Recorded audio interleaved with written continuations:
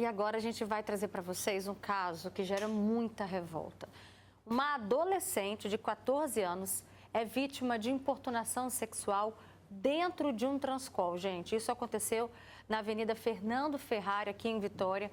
A menina estava sozinha, olha isso, gente. Retornava para casa, na Serra. E aí, logo depois de embarcar no ônibus, ela foi tocada nas partes ali, né, nas pernas, na parte de trás do corpo, num ato de importunação sexual. E, segundo testemunhas, o autor do crime ainda fez gestos obscenos com as partes íntimas. A polícia militar foi chamada e o caso foi parar numa delegacia. O jovem foi autuado em flagrante por importunação sexual e encaminhado ao centro de triagem de Viana. E aí, minha amiga, meu amigo, vamos lá, para pensar. Você está ali com a filha, adolescente, começando, né, a andar de ônibus. Imagina passar por essa situação. É muito revoltante, né? É revoltante para adolescente, é revoltante para a família ficar sabendo desse caso. Vem cá, vamos falar agora então como que a vítima deve agir nessas situações. Aqui no nosso estúdio eu recebo a psicóloga Sátina Pimenta, que vai falar também pra gente, né, como lidar com esse trauma. Boa tarde, Sátina. Boa tarde, todo mundo. Também. A gente também recebe aqui o Dr. Carlos Bermudes, que é advogado. Obrigada, doutor, também pela sua presença. E também a Priscila Oliveira, que já passou por uma situação parecida. Boa tarde, Pri. Mas antes de comentar a sua história, qual é o sentimento que você tem quando, mais uma vez, você vê uma mulher, uma adolescente, passando por isso? É um sentimento de revolta. É um sentimento de revolta e ver que de anos, né, não tem mudado muita coisa. Eles não têm medo, o ônibus está cheio, tem outras pessoas no coletivo e eles não têm medo de ser ousados e fazer isso com a vítima. No seu caso, qual foi a sua reação? A minha reação no dia, no momento, eu até me lembrei agora, eu fiquei muito assustada, medo, insegurança, e pensar assim, né, por que eu nasci mulher? A gente não tem que ter medo ou vergonha de usar as nossas roupas, andar num coletivo ou até se culpar, às vezes, por ter nascido mulher. A gente tem que ter orgulho, mas muitas vezes isso não acontece por causa de casos como esse, nessa menina de 14 anos. E isso vai gerar muita confusão na mente dela. Com certeza, acredito que ela vai precisar de atendimento psicológico como eu precisei. Então, é isso. Sátina, 14 anos, né? A gente para pensar, primeiro que qualquer que seja a idade, isso é uma violência contra qualquer mulher. Mas pensar, eu me coloquei no lugar dessa adolescente. Eu com 14 anos, meu pai me ensinava a andar de ônibus para eu vir aqui para o centro de Vitória, para eu fazer escola de teatro que eu gostava de fazer.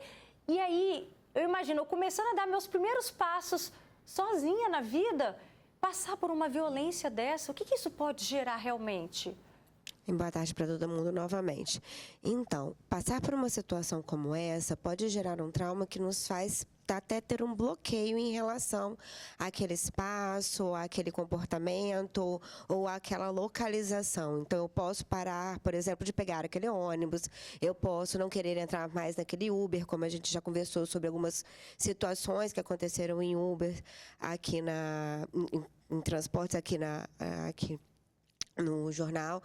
E aí eu acho que é uma coisa muito importante que a gente tem que pontuar, é que com 14 anos nós estamos iniciando um processo de desenvolvimento no qual nós vamos aprender a ter a liberdade de ser e fazer as coisas.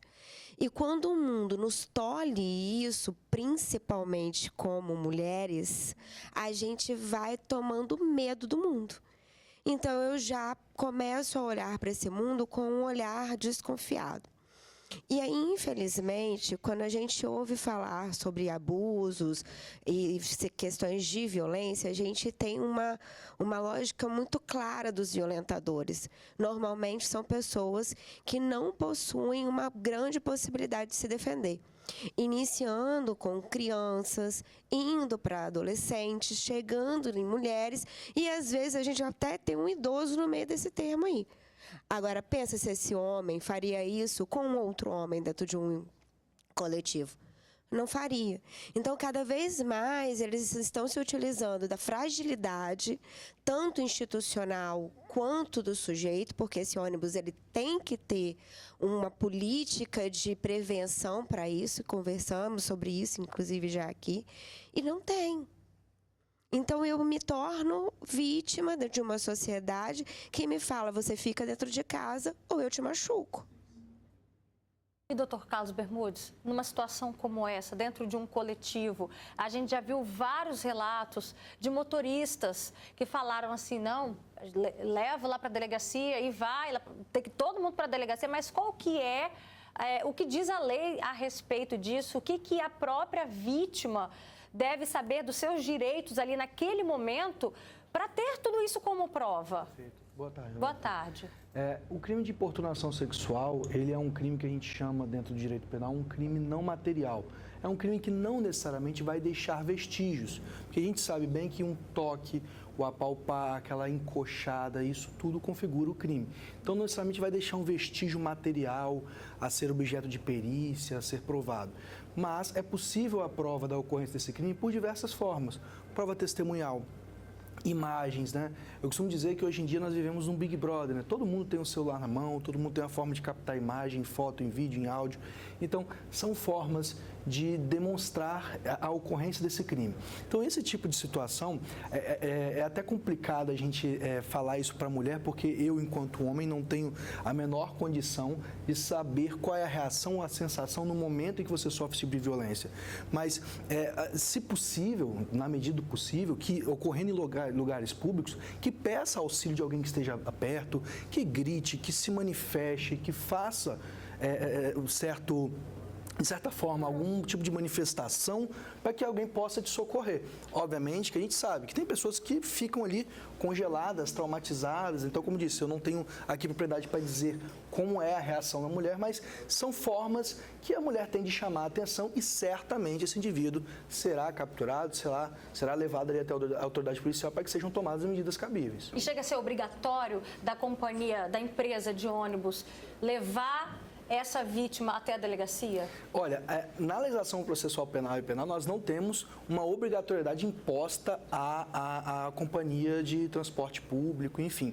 O que diz a lei é que qualquer pessoa que, visualizando a ocorrência do crime, que podendo efetuar essa prisão em flagrante, essa pessoa pode fazê-lo desde que não haja risco à sua própria segurança. Então, numa situação em que acontece dentro do ônibus, essa pessoa ela é contida pelos populares e não há nenhum risco à integridade física dos populares e até mesmo daquele indivíduo, nada impede que esse motorista leve essas pessoas até a delegacia e tudo mais. E mais, digo eu que é recomendável que o faça até para blindar a empresa de um eventual processo por omissão de socorro numa situação daquela. Então, não tem uma legislação que obrigue a prática, mas é altamente recomendável até para fins de proteção da própria empresa, né? Você teve algum apoio, Priscila? Não tive, até porque, como o doutor estava falando, né? Cada um tem uma reação. A minha reação na hora foi sair do coletivo no primeiro ponto que tivesse pela frente, antes do meu destino. Eu só queria sair daquele ambiente. Não tive a reação de filmar, não tive a reação de gravar. Fiquei com muito medo que eram 3, né? Estavam em 3. Então, eu tive que descer do ônibus antes do meu destino. Então, assim, naquele momento, a insegurança, o medo, a vergonha, e enfim, né? Então, não tive. Agora, quem puder gravar, hoje, com mais calma, talvez eu até gravaria, né? Não sei. Que é fácil falar agora, né? Se for eu grito, eu faço um estardalhaço. Mas na hora, passar por essa situação, a gente não sabe a reação que a gente vai ter. Olha só um comentário que a gente recebeu aqui no Facebook. A telespectadora diz: eu ajudei uma moça no ônibus. Quando descemos ali no bairro de Fátima, ela estava chorando muito. falou que desde o terminal vinha sendo importunada por um rapaz. Fiquei revoltada. Falei com ela porque ela não gritou, né? Ela falou que ficou em choque e não conseguia fazer nada. É assim, Sátina, assim, a pessoa não consegue prever essa situação. Hoje a gente estava conversando isso na redação. Eu falei, se for comigo eu faço um barraco. Eu faço um estardalhaço para todo mundo ver. Mas você nunca sabe se a pessoa... né? Na verdade, a gente não sai de casa com esse pensamento, né? A gente sai de casa para resolver um problema, para ir para o trabalho e em momento algum a gente acha que vai passar por um constrangimento desse, por uma situação tão nojenta, né? Cada um pode reagir de uma maneira, né? Cada um vai reagir de uma maneira. Mas é muito interessante que a gente já ensine as nossas meninas como se precaver de certa forma sobre essas situações. Infelizmente, a gente tem uma cultura machista que entende a mulher como objeto. E é justamente por esse entendimento de objeto que acham que podem fazer tudo o que quiserem conosco. Não é por aí. Então, quando nós começamos a ensinar as nossas crianças, então, as meninas principalmente, e depois, né, os meninos, de que aquele corpo do outro não pertence a ninguém a não ser aquele sujeito, a gente vai ensinar que a gente não pode ter brincadeira, certos tipos de brincadeira. A gente vai ensinar que aquele encostar ou aquele não encostar não é algo interessante, não é algo que deve ser permitido. Aquele sujeito que já te olha assim ou assado não é bacana. O sentar-se, eu lembro disso, gente, a minha mãe me ensinava que não era para eu sentar na janela do ônibus. Eu estudava no centro de Vitória e ela me ensinava isso. Nunca sente na janela do ônibus, você não sabe quem vai sentar do seu lado.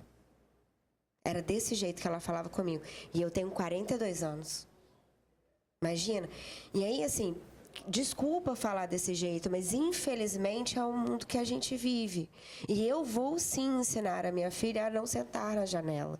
Porque, infelizmente, a gente precisa de uma modificação cultural que vai demorar gerações para acontecer. De onde a gente não brinca de sexualidade com criança, de onde a gente não brinca com o corpo do outro, de onde a gente entende que cada um precisa respeitar o outro. Perfeito, perfeita a sua colocação, Sátina. Tem até um comentário aqui de uma telespectadora pelo nosso WhatsApp. Ela diz, eu vi um fato no ônibus, uma mulher vindo da praia, ali da Curva da Jurema, colocou a filhinha sentada no banco perto de um senhor, né, um homem já idoso, e ele estava mostrando um desenho para a menininha. De repente, ele tirou uma foto da criança e a mãe com um latão ali na mão, voltando da praia, nem percebeu, né? Ou seja, essa outra pessoa percebeu essa situação.